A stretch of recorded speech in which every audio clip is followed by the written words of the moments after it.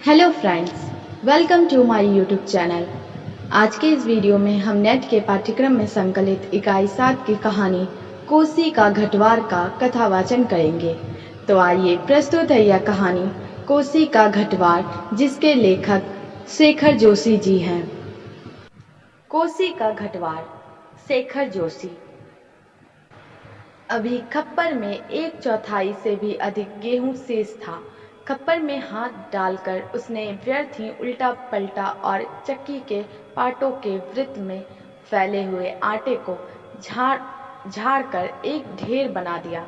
बाहर आते आते उसने फिर एक बार और खप्पर में झांक कर देखा, जैसे यह जानने के लिए कि इतनी देर में कितनी पिसाई हो चुकी है। परंतु अंदर की मीकदार में कोई विशेष अंतर नहीं आया था। खस खस की ध्वनि के साथ अत्यंत धीमी गति से ऊपर का पाट चल रहा था। घट का प्रवेश द्वार बहुत कम ऊंचा था। खूब नीचे तक झुककर वह बाहर निकला। सर के बालों और बाहों पर आटे की एक हल्की सफेद परत बैठ गई थी। खंबे का सहारा लेकर वह बुदबुदाया, साला, सुबह से अब तक 10 पसेरी भी नहीं हुआ। सूरज कहाँ का कहाँ चला गया है। कैसी अनहोनी बात अनहोनी तो है ही।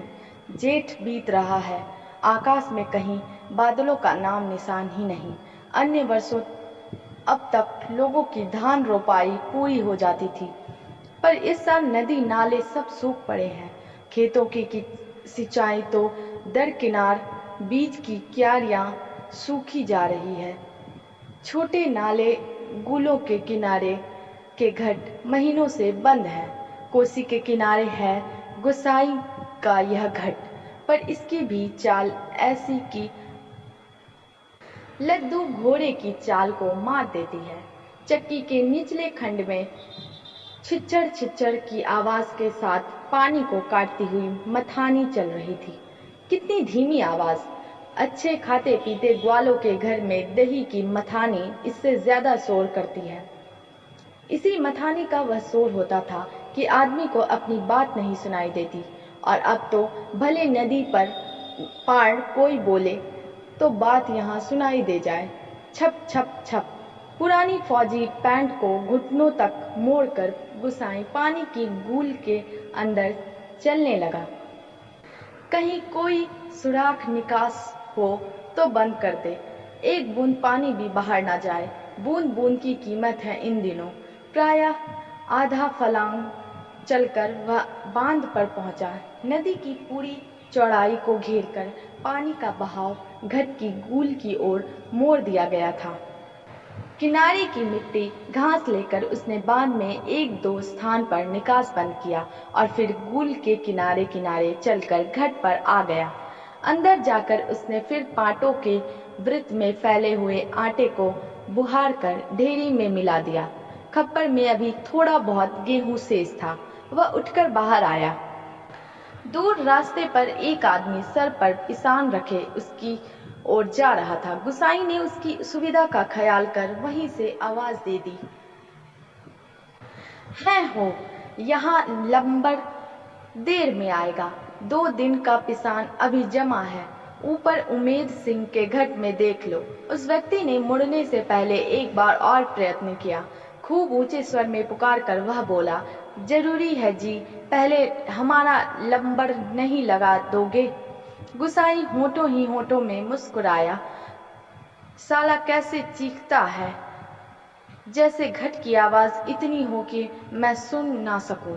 कुछ कम ऊंची आवाज में उसने हाथ में हिलाकर उत्तर दे दिया, यहाँ जरूरी का भी बाप रखा है जी, तुम ऊपर चले जाओ। वह आदमी लौट गया। महल की छांव में बैठकर गुसाई ने लकड़ी के जलते कुंदे को खोदकर चिलम सुलगाई और गुड़ गुड़ करता धुआं उड़ाता रहा। खसर खसर चक्की का पाट चल रहा था। किट किट किट किट खप्पर से दाने गिराने वाले चिड़िया पाट पर टकरा रही थी। छिछड़ छिछड़ की आवाज के साथ मथानी पानी को काट रही थी और कहीं कोई आवाज नहीं। किसी के बहाव में भी कोई ध्वनि नहीं। रेती पाथरों के बीच में टखने टखने पत्थर भी अपना सर उठाए आकाश को निहार रहे थे।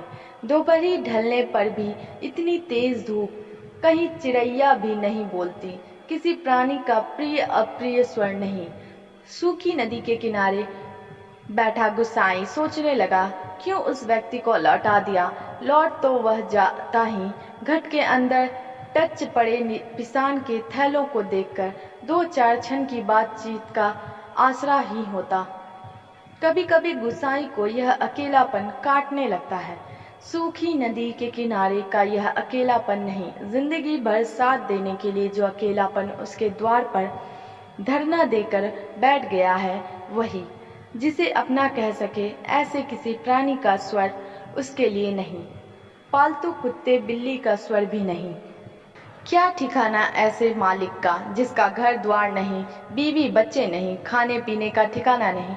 घुटनों तक उठी हुई पुरानी फौजी पैंट के मोड़ को गुसाई ने खोला। गुल में चलते हुए थोड़ा भाग भीग गया था, पर इस गर्मी में उसे भीगी पैंट की यह शीतलता अच्छी लगी। पैंट की सलवटों को ठीक करते करते गुसाई ने हुक्के की नली से मुंह हटाया।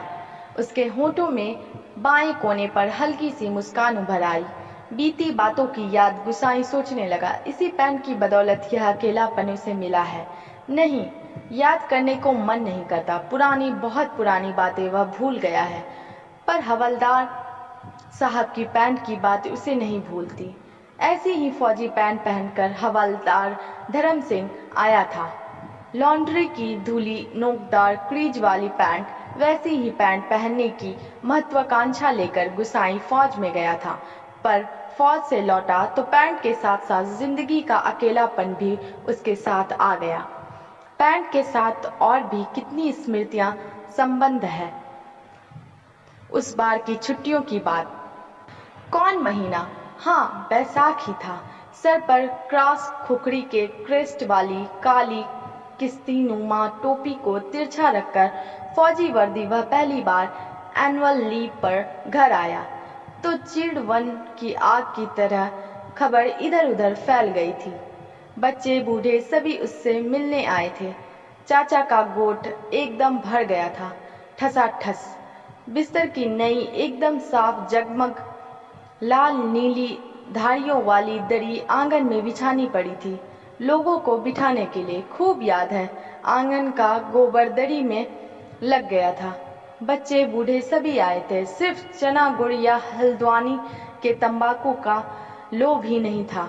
कल के शर्मीले गुसाई को इस नए रूप में देखने का कौतूहल भी था, पर गुसाई की आंखें उस भीड़ में जिसे खोज रही थी वह वहां नहीं थी। नाला पार के अपने गांव से भैंस के कटिया को खोजने के बहाने दूसरे दिन लक्ष्मा आई थी, पर गुसाई उस दिन उससे मिल ना सका। गांव के छोकरे ही गुसाई की जान को बवाल हो गए थे। बुढ़े नरसिंह प्रधान उन दिनों ठीक ही कहते थे। आजकल गुसाई को देखकर सोबनिया का लड़का भी अपनी फटी घेर की टोपी को तिरछी पहनने लग गया है। दिन रात बिल्ली के बच्चों की तरह छोकरे उसके पीछे लगे रहते थे, सिगरेट, बीड़ी या गपशप के लोभ में। एक दिन बड़ी मुश्किल से मौका मिला था उसे। लक्ष्मा को पात पतेल के लिए जंगल जाते देखकर वह छोकरों से कांकर के शिकार का बहाना बनाकर अकेले जंगल को चल दिया था।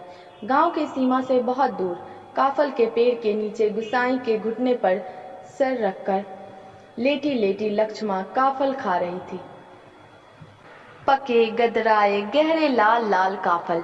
खेल खेल में काफलों की छीना झपटी करते गुसाई ने लक्ष्मा की मुट्ठी भींच दी थी। टप टप काफलों का गाढ़ा लाल रस उसकी पैंट पर गिर गया था। लक्ष्मा ने कहा था, इसे यहीं रख जाना, मेरी पूरी बाह की कुर्ती इसमें से निकल आएगी। वह खिलखिलाकर अपनी बात पर स्वयं ही हंस दी थी। पुरानी बात, क्या कहा था गुसाई ने, याद नहीं पड़ता। तेरे लिए मखमल की कुर्ती ला दूंगा, मेरी सुवा, या कुछ ऐसा ही। पर लक्ष्मा को मखमल की कुर्ती किसने पहनाई होगी? पहाड़ी पार के रमुआ ने। जो तूरी निशाना लेकर उसे ब्याहने आया था, जिसके आगे पीछे भाई बहन नहीं, माई बाप नहीं। परदेश में बंदूक की नोक पर जान रखने वाले को छोकरी कैसे दे दें हम, लक्ष्मा के बाप ने कहा था। उसका मन जानने के लिए गुसाई ने टेढ़े तिरछे बात चलवाई थी। उसी साल मंगसीर की एक ठंडी उदास शाम को गुसाई की यूनिट के सिपाही किशन सिंह ने क्वार्टर मास्टर स्टोर के सामने खड़े खड़े उससे कहा था, हमारे गांव के राम सिंह ने जिद की, तभी छुट्टियां बढ़ानी पड़ी। इस साल उसकी शादी थी। खूब अच्छी औरत मिली है यार, शक्ल सूरत भी खूब है, एकदम पटाखा, बड़ी हंसमुख है। तुमने तो देखा ही होगा, तुम्हारे गांव के नजदीक की ही है। लक्ष्मा कुछ ऐसा ही नाम है। गुसाई को याद नहीं पड़ता कौन सा बहाना बनाकर वह किशन सिंह के पास से चला आया था। रम डे थे उस दिन। हमेशा आधा पैग लेने वाला गुसाई उस दिन पेशी करवाई थी, मलेरिया प्रिकॉशन ना करने के अपराध में। सोचते सोचते गुसाई बुदबुदाया, साल एडजुटेंट। गुसाई सोचने लगा, उस साल छुट्टियों में घर से विदा होने से एक दिन पहले वह मौका निकालकर लक्ष्मा से मिला था। गंगानाथ जीव की कसम, जैसा तुम कहोगे मैं वैसा ही करूंगी, आंखों में आंसू भरकर लक्ष्मा ने कहा था। वर्षों से वह सोचता आया है, कभी लक्ष्मा से भेंट होगी तो वह अवश्य कहेगा कि वह गंगनाथ का जागर लगाकर प्रायश्चित जरूर कर ले। देवी देवताओं की झूठी कस्में खाकर उन्हें नाराज करने से क्या लाभ। जिस पर भी गंगनाथ का कोप हुआ वह कभी फल फूल नहीं पाया। पर लक्ष्मा से कब भेंट होगी वह नहीं जानता। लड़कपन से संगी साथी नौकरी चाकरी के लिए मैदानों में चले गए हैं। गांव की ओर जाने का उसका मन नहीं होता। लक्ष्मा के बारे में किसी से पूछना उसे अच्छा नहीं लगता। जितने दिन नौकरी रही वह पलटकर अपने गांव नहीं आया। एक स्टेशन से दूसरे स्टेशन का वॉलंटियरी ट्रांसफर लेने वालों के लिस्ट में नायक गुसाई सिंह का नाम ऊपर आता रहा, लगातार 15 साल तक। पिछले बैसाख में ही वह गांव लौटा। 15 साल बाद रिजर्व में आने पर काले बालों को लेकर गया था, खिचड़ी बाल लेकर लौटा। लक्ष्मा का हट उसे अकेला बना गया। आज इस अकेलेपन में कोई होता जिसे गुसाई अपनी जिंदगी की किताब पढ़कर सुनाता, शब्द शब्द, अक्षर अक्षर। कितना देखा, कितना सुना और कितना अनुभव किया है उसने। पर नदी किनारे यह तपती रेत, पंचक्की की खटर पटर और निहल की छाया में ठंडी चिलम को निष्प्रयोजन गुड़गुड़ाता गुसाई, और चारों ओर अन्य कोई नहीं, एकदम निर्जन, निस्तब्ध, सुनसान। एकाएक गुसाई का ध्यान टूटा। सामने पहाड़ी के बीच की पगडंडी से सर पर बोझा लिए एक नारी आकृति उसी ओर चली आ रही थी। गुसाई ने सोचा वहीं से आवाज देकर उसे लौटा दे। कोसी ने चिकने काई लगे पत्थरों पर कठिनाई से चलकर उसे वहां तक आकर केवल निराश लौट जाने को क्यों वह बाध्य करे। दूर से चिल्ला चिल्ला कर पिसान स्वीकार करवाने के लोगों की आदत से वह तंग आ चुका था। इस कारण आवाज देने को उसका मन नहीं हुआ। वह आकृति अब तक पगडंडी छोड़कर नदी के मार्ग में आ पहुंची थी। चक्की की बदलती आवाज को पहचान कर गुसाई घट के अंदर चला गया। खप्पर का अनाज समाप्त हो चुका था।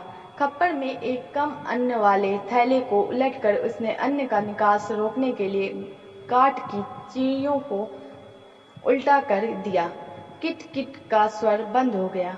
वह जल्दी जल्दी आटे को थैले में भरने लगा। घट के अंदर मथानी की छिचड़ छिचड़ की आवाज भी अपेक्षाकृत कम सुनाई दे रही थी। केवल चक्की ऊपर वाले पाट की घिसटती हुई घरघराहट का हल्का धीमा संगीत चल रहा था। तभी गुसाई ने सुना अपनी पीठ के पीछे घट के द्वार पर इस संगीत से भी मधुर एक नारी का कंठ स्वर।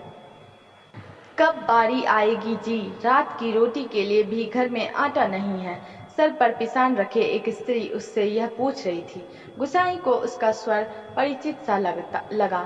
चौंक कर उसने पीछे मुड़कर देखा। कपड़े में पिसान ढीला बंधा होने के कारण बोझ का एक सिरा उसके मुख के आगे आ गया था। गुसाई उसे ठीक से नहीं देख पाया, लेकिन तब भी उसका मन जैसे आशंकित हो उठा। अपनी शंका का समाधान करने के लिए वह बाहर आने को मुड़ा, लेकिन तभी फिर अंदर जाकर पिसान के थैलों को इधर उधर रखने लगा। काठ की चिड़िया किट-किट बोल रही थी और इसी गति के साथ गुसाई को अपने हृदय की धड़कन का आभास हो रहा था।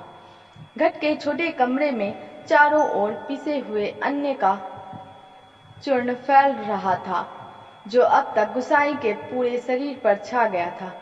इस कृत्रिम सफेदी के कारण वह वृद्ध सा दिखाई दे रहा था। स्त्री ने उसे नहीं पहचाना। उसने दोबारा वे ही शब्द दोहराए। वह अब भी तेज धूप में बोझा सर पर रखे हुए गुसाई का उत्तर पाने को आतुर थी।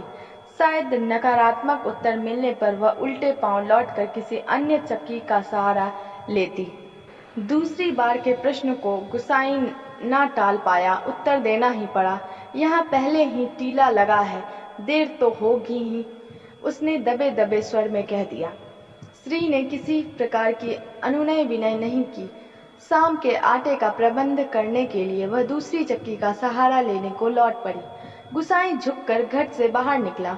मुड़ते समय स्त्री के एक झलक देखकर उसका संदेह विश्वास में बदल गया था। हताश सा वह कुछ क्षणों तक उसे जाते हुए देखता रहा और फिर अपने हाथों तथा सिर पर गिरे हुए आटे को झाड़कर एक दो कदम आगे बढ़ा। उसके अंदर की किसी अज्ञात शक्ति ने जैसे उसे वापस जाती हुई उस स्त्री को बुलाने को बाध्य कर दिया। आवाज देकर उसे बुला लेने को उसने मुंह खोला, परंतु आवाज ना दे सका। एक झिझक, एक असमर्थता थी जो उसका मुंह बंद कर रही थी। वह स्त्री नदी तक पहुंच चुकी थी। गुसाई के अंतर में तीव्र उथल पुथल मच गई। इस बार आवेग इतना तीव्र था कि वह स्वयं को नहीं रोक पाया। लड़खड़ाती आवाज में उसने पुकारा, लक्ष्मा। घबराहट के कारण वह पूरे जोर से आवाज नहीं दे पाया था। स्त्री ने यह आवाज नहीं सुनी। इस बार गुसाई ने स्वस्थ होकर पुनः पुकारा, लक्ष्मा। लक्ष्मा ने पीछे मुड़कर देखा। मायके में उसे सभी इसी नाम से पुकारते थे। यह संबोधन उसके लिए स्वाभाविक था, परंतु उसे शंका शायद यह थी कि चक्की वाला एक बार पिसान स्वीकार न करने पर भी दोबारा उसे बुला रहा है या उसे केवल भ्रम हुआ है। उसने वहीं से पूछा, मुझे पुकार रहे हैं जी? गुसाई ने संयत स्वर में कहा, हाँ, ले आ, हो जाएगा। लक्ष्मा क्षण भर रुकी और फिर घट की ओर लौट आई। अचानक साक्षात्कार होने का मौका न देने की इच्छा से गुसाई व्यस्तता का प्रदर्शन करता हुआ महल की छांव में चला गया। लक्ष्मा पिसान का थैला घट के अंदर रख आई। बाहर निकलकर उसने आंचल के कोर से मुंह पोंछा। तेज धूप में चलने के कारण उसका मुंह लाल हो गया था। किसी पेड़ की छाया में विश्राम करने की इच्छा से उसने इधर उधर देखा। महल के पेड़ की छाया में घट की ओर पीठ किए गुसाई बैठा हुआ था। निकट स्थान में दारिम के एक पेड़ की छांव को छोड़कर अन्य कोई बैठने लायक स्थान नहीं था। वह उसी ओर चलने लगी। गुसाई की उदारता के कारण ऋणी सी होकर ही जैसे उसने निकट आते आते कहा, तुम्हारे बाल बच्चे जीते रहें घटवाड़ जी, बड़ा उपकार का काम कर दिया तुमने। ऊपर के घट में भी जाने कितने देर में लंबड़ मिलता। अजात संतति के प्रति दिए गए आशीर्वचनों को गुसाई ने मन ही मन विनोद के रूप में ग्रहण किया। इस कारण उसकी मानसिक उथल पुथल कुछ कम हो गई। लक्ष्मा उसकी ओर देखे इससे पूर्व ही उसने कहा, जीते रहे तेरे बाल बच्चे लक्ष्मा, मायके कब आई? गुसाई ने अंतर में घुमड़ती आंधी को रोककर यह प्रश्न इतने संयत स्वर में किया जैसे वह भी अन्य 10 आदमियों की तरह लक्ष्मा के लिए एक साधारण व्यक्ति हो। दाड़िम की छाया में पात पतेल झाड़कर बैठते लक्ष्मा ने संकित दृष्टि से गुसाई की ओर देखा। कोसी की सूखी धार अचानक जल प्लावित होकर बहने लगी। लगती तो भी लक्ष्मा को इतना आश्चर्य न होता जितना अपने स्थान से केवल 4 कदम की दूरी पर गुसाई को इस रूप में देखने पर हुआ। विस्मय से आंखें फाड़ कर वह उसे देखे जा रही थी, जैसे अब भी उसे विश्वास न हो रहा हो कि जो व्यक्ति उसके सम्मुख बैठा है वह उसका पूर्व परिचित गुसाई ही है। तुम जाने लक्ष्मा क्या कहना चाहती थी, से शब्द उसके कंठ में ही रह गए। हाँ, पिछले साल पलटन से लौट आया था, वक्त काटने के लिए यह घर लगवा लिया। गुसाई ने ही पूछा। बाल बच्चे ठीक हैं? आंखें जमीन पर टिकाए गर्दन हिलाकर संकेत से ही उसने बच्चों की कुशलता की सूचना दे दी। जमीन पर गिरे एक दाड़िम के फूल को हाथों में लेकर लक्ष्मा उसकी पंखुड़ियों को एक एक कर निरुद्देश तोड़ने लगी और गुसाई पतली सींक लेकर आग को कुड़ेरता रहा। बातों का क्रम बनाए रखने के लिए गुसाई ने पूछा, तू अभी और कितने दिन मायके ठहरने वाली है? अब लक्ष्मा के लिए अपने को रोकना असंभव हो गया। टप टप टप वह सर नीचा किए आंसू गिराने लगी। सिसकियों के साथ साथ उसके उठते गिरते कंधों को गुसाई देखता रहा। उसे यह नहीं सूझ रहा था कि वह किन शब्दों में अपनी सहानुभूति प्रकट करे। इतनी देर बाद सहसा गुसाई का ध्यान लक्ष्मा के शरीर की ओर गया। उसके गले में चढ़े सुहाग चिन्ह नहीं था। हतप्रभ सा गुसाई उसे देखता रहा। अपनी व्यावहारिक अज्ञानता पर उसे बेहद झुंझलाहट हो रही थी। आज अचानक लक्ष्मा से भेंट हो जाने पर वह उन सब बातों को भूल गया जिन्हें वह कहना चाहता था। इन क्षणों में वह केवल मात्र श्रोता बनकर रह जाना चाहता था। गुसाई की सहानुभूतिपूर्ण दृष्टि पाकर लक्ष्मा आंसू पोंछती हुई अपना दुखड़ा रोने लगी। जिसका भगवान नहीं होता उसका कोई नहीं होता। जेठ जेठानी से किसी तरह पिंड छुड़ाकर यहाँ माँ की बीमारी में आई थी, वह भी मुझे छोड़कर चली गई। एक अभागा मुझे रोने को रह गया है, उसी के लिए जीना पड़ रहा है, नहीं तो पेट पर पत्थर बांधकर कहीं डूब मरती। जंजाल करता। यहाँ काका काकी के साथ रह रही हो? गुसाई ने पूछा। मुश्किल पड़ने पर कोई किसी का नहीं होता जी। बाबा की जायदाद पर उनकी आंखें लगी है। सोचते हैं कहीं मैं हक न जमा लूं। मैंने साफ साफ कह दिया, मुझे किसी का कुछ लेना देना नहीं। जंगलात का लीसा ढो ढोकर अपनी गुजर कर लूंगी। किसी की आंख का कांटा बनकर नहीं रहूंगी। गुसाई ने किसी प्रकार की मौखिक संवेदना नहीं प्रकट की, केवल सहानुभूतिपूर्ण दृष्टि से उसे देखता भर रहा। दाड़िम के वृक्ष से पीठ टिकार लक्ष्मा घुटने मोड़कर बैठी थी। गुसाई सोचने लगा, 15-16 साल किसी की जिंदगी में अंतर लाने के लिए कम नहीं होते। समय का यह अंतराल लक्ष्मा के चेहरे पर भी एक छाप छोड़ गया था, पर उसे लगा उस छाप के नीचे वह आज भी 15 वर्ष पहले की लक्ष्मा को देख रहा है। कितनी तेज धूप है इस साल। लक्ष्मा का स्वर उसके कानों में पड़ा, प्रसंग बदलने के लिए ही, जैसे लक्ष्मा ने यह बात जानबूझकर कही हो। और अचानक उसका ध्यान उस ओर चला गया जहां लक्ष्मा बैठी थी। दाड़िम की फैली फैली ढंकी डालों से छनक कर धूप उसके शरीर पर पड़ रही थी। सूरज की एक पतली किरण न जाने कब से लक्ष्मा के माथे पर गिरी हुई एक लटकोच सुनहरी रंगीनी में डुबा रही थी। गुसाई एकटक उसे देखता रहा। दोपहर तो बीत चुकी होगी, लक्ष्मा ने प्रश्न किया तो गुसाई का ध्यान टूटा। हाँ, अब तो 2 बजने वाले होंगे, उसने कहा। उधर धूप लग रही हो तो इधर आ जा छांव में, कहता हुआ गुसाई एक जम्हाई लेकर अपने स्थान से उठ गया। नहीं, यही ठीक है, कहकर लक्ष्मा ने गुसाई की ओर देखा, लेकिन वह अपनी बात कहने के साथ ही दूसरी ओर देखने लगा था। घट में कुछ देर पहले डाला हुआ पिसान समाप्ति पर था। नंबर पर रखे हुए पिसान की जगह उसने जाकर जल्दी जल्दी लक्ष्मा का अनाज खप्पड़ में खाली कर दिया। धीरे धीरे चलकर गुसाई गुल के किनारे तक गया। अपनी अंजुली से भर भर कर उसने पानी पिया और फिर पास ही एक बंजर घट के अंदर जाकर पीतल और अल्मुनियम के कुछ बर्तन लेकर आग के निकट लौट आया। आसपास पड़ी हुई सूखी लकड़ियों को बटोरकर उसने आग सुलगाई और एक काली पुती बटलोई में पानी रखकर जाते जाते लक्ष्मा की ओर मुंह कर कह गया, चाय का टाइम भी हो रहा है, पानी उबल जाए तो पत्ती डाल देना, पुड़िया में पड़ी है। लक्ष्मा ने उत्तर नहीं दिया। वह उसे नदी की ओर जाने वाली पगडंडी पर जाता हुआ देखती रही। सड़क किनारे की दुकान से दूध लेकर लौटते लौटते गुसाई को काफी समय लग गया था। वापस आने पर उसने देखा एक 6-7 वर्ष का बच्चा लक्ष्मा की देह से सटकर बैठा हुआ है।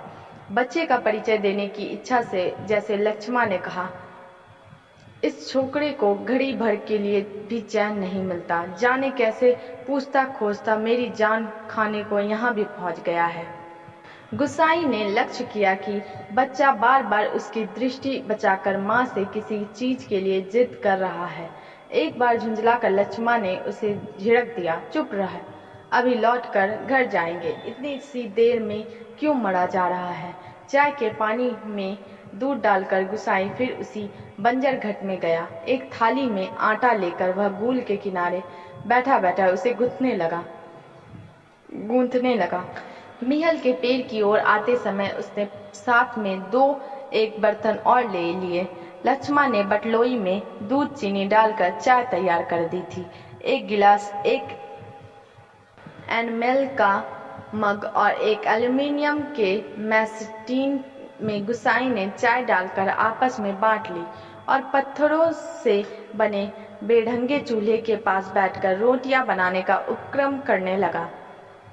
हाथ का चाय का गिलास जमीन पर टिकाकर लक्ष्मा उठी। आटे की थाली अपनी ओर खिसकाकर अब उसने स्वयं रोटी पका देने की इच्छा ऐसे स्वर में प्रकट की कि गुसाई ना कह सका। वह खड़ा खड़ा उसे रोटी पकाते हुए देखता रहा। गोल गोल डिबिया सरीखी रोटियां चूल्हे में खिलने लगी। वर्षों बाद गुसाई ने ऐसी रोटियां देखी थी जो अनिश्चित आकार की फौजी लंगर की चपातियों या स्वयं उसके हाथ से बनी बेडौल रोटियों से एकदम भिन्न थी। आटे की लोई बनाते समय लक्ष्मा के छोटे छोटे हाथ बड़ी तेजी से घूम रहे थे। कलाई में पहने हुए चांदी के कड़े जब कभी आपस में टकरा जाते तो खन्न खन्न का एक अत्यंत मधुर स्वर निकलता। चक्की के पाट पर टकराने वाले काठ की चीरियों का स्वर इतना नीरस हो सकता है, यह गुसाई ने आज पहली बार अनुभव किया। किसी काम से वह बंजर घट की ओर गया और बड़ी देर तक खाली बर्तन डिब्बों को रखता रहा। वह लौटकर आया तो लक्ष्मा रोटी बनाकर बर्तनों को समेट चुकी थी और अब आटे में सने हाथों को धो रही थी। गुसाई ने बच्चे की ओर देखा। वह दोनों हाथों में चाय का मग थामे टकटकी लगाकर गुसाई को देखे जा रहा था। लक्ष्मा ने आग्रह के स्वर में कहा, चाय के साथ खानी हो तो खा लो, फिर ठंडी हो जाएगी। मैं तो अपने टाइम से ही खाऊंगा। यह तो बच्चे के लिए स्पष्ट कहने में उसे झिझक महसूस हो रही थी, जैसे बच्चे के संबंध में चिंतित होने की उसकी चेष्टा अनाधिकार हो।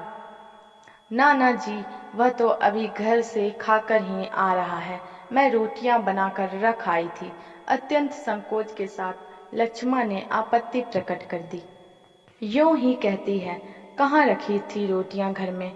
बच्चे ने रुआसी आवाज में वास्तविक व्यक्ति की बातें सुन रहा था और रोटियों को देखकर उसका संयम ढीला पड़ गया था।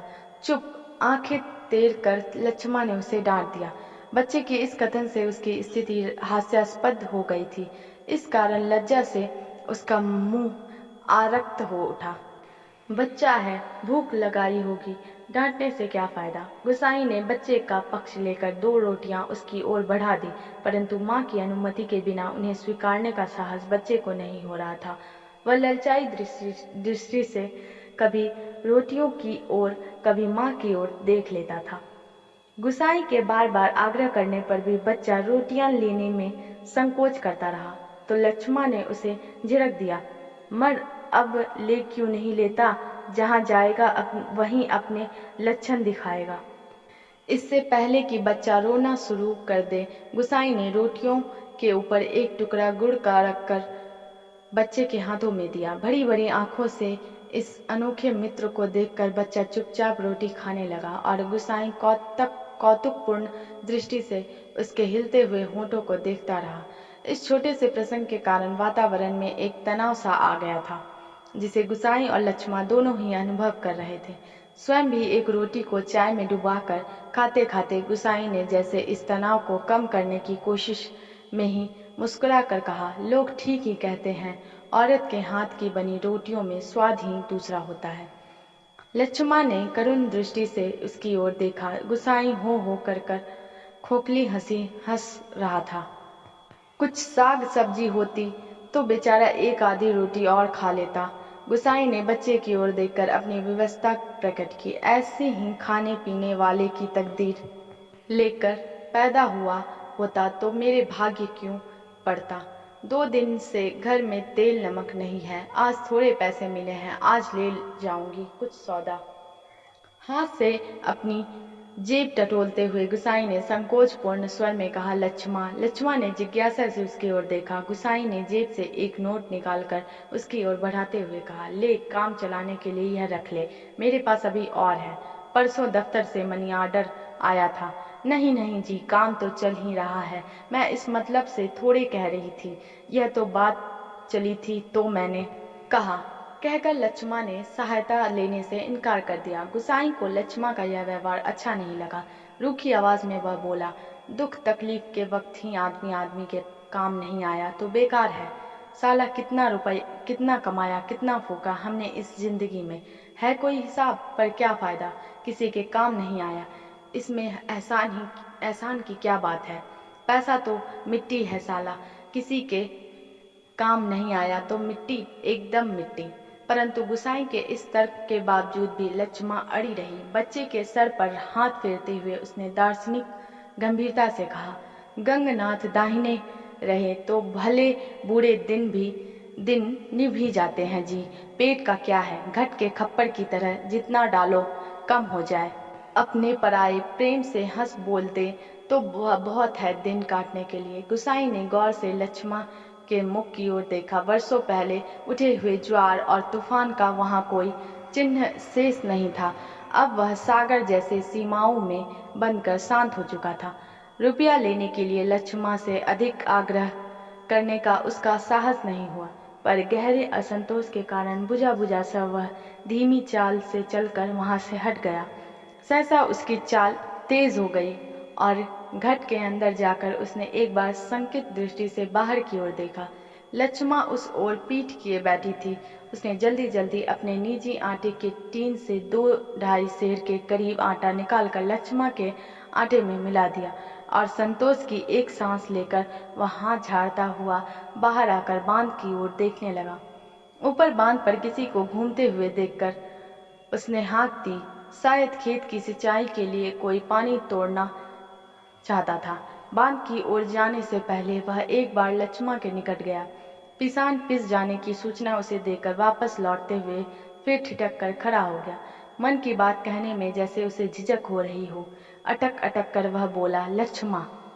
लक्ष्मा ने सिर उठाकर उसकी ओर देखा। गुसाई को चुपचाप अपनी ओर देखते हुए पाकर उसे संकोच होने लगा। वह न जाने क्या कहना चाहता है। इस बात की आशंका से उसके मुंह का रंग अचानक फीका होने लगा।